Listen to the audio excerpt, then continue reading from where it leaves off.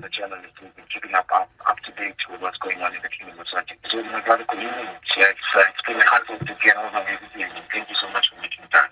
Thank you. Thank you for having me on Rise FM. I hope I'm now clear on the line. Yeah, you are. Thank you so much also for just availing yourself. Now, brother, let's reflect on the elections themselves. And I see that SADC and the AU observers are telling them to have fallen straight in line and with the guidelines, and they're saying that in their view, they were peaceful, calm, and well organized. Is that maybe also the intel that you have of the work that you do in Swatini, that those elections were peaceful, calm, and well organized? Yes, of course, according to SADC perspective and the African Union Observer Mission, they concluded that the elections were peaceful, fair, and they were credible. I think they did that in the context of the Tingula election, not in the context of democracy. Because as you might be aware, political parties are banned in Eswatini. They're not allowed to participate.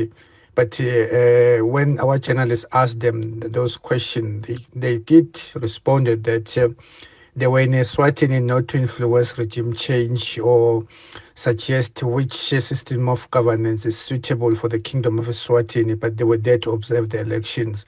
So they concluded, but indeed, according to our own assessment, the elections were credible and peaceful. There were no reports of violence. But as I've just mentioned, that is in the context of the Tinkondla election, not democracy. So let's bring in the aspect of the 69 members of the lower house of parliament. I mean, their role is to advise the king. And one wonders if indeed they do advise the king. I mean, does the king need to any of their advice on any matters of government? In fact, Parliament in Eswatini does not have the powers to govern, because as you might be aware, in other countries, Parliament plays that legislative role. And apart from that, one of the fundamental functions of Parliament is to ensure that it holds the executive accountable. But in the case of Eswatini, Parliament is just a rubber stamp. Members of Parliament are not allowed to hold the executive accountable. And of course, including the institution of the monarchy, because even on issues of budget, Parliament does not question the expenditure by the royal family, including members of the security forces. But of course, sometimes they cite issues of state security. But as far as these issues are concerned, Parliament must question the institution of the monarchy, but that is not the case. So Parliament is just a rubber stamp. Let's talk about the gender parity in the country. I mean, we look at the 59 members that were elected.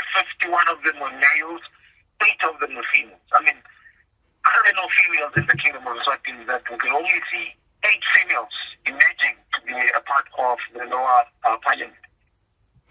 Yeah, of course, only 8 women were elected, and that demonstrates that voters are not well educated or sensitized when it comes to issues of gender equality. We cannot blame that on issues of democracy or the institution of the monarch. It's the society that's still not well versed on issues of gender equality. I think the civil society must embark on campaigns. Even when the country is ushered into democracy, issues of women must be prioritized so that we can have those diverse views and gender balanced views.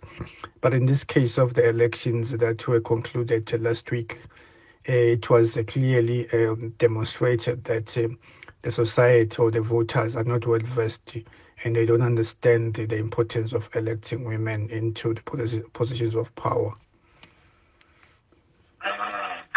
How true is it that some of the candidates who were somewhat running there, I mean, those who are now elected part of the 59, some were chosen by the chiefs, and those chiefs who chose them are somewhat in close proximity with the king? Can you come again? I got to answer your question. Yeah. I'm trying to solicit from you as to how true is it that these individuals, majority of those who are elected now, part of the 59 members, some of them are close allies of certain chiefs in the Kingdom of Eswatini, and those chiefs are then true that is? It's true that some of them had close relations with the chiefs, as traditional leaders, and the king.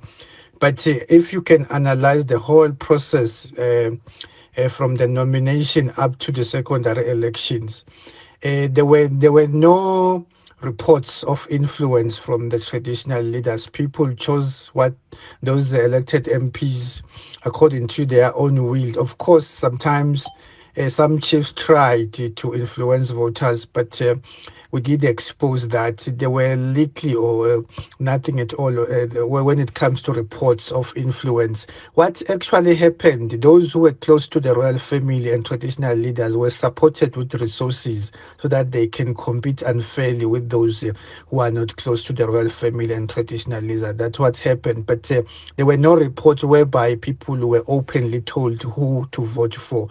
People vote for the candidates of their choice, as far as I understand.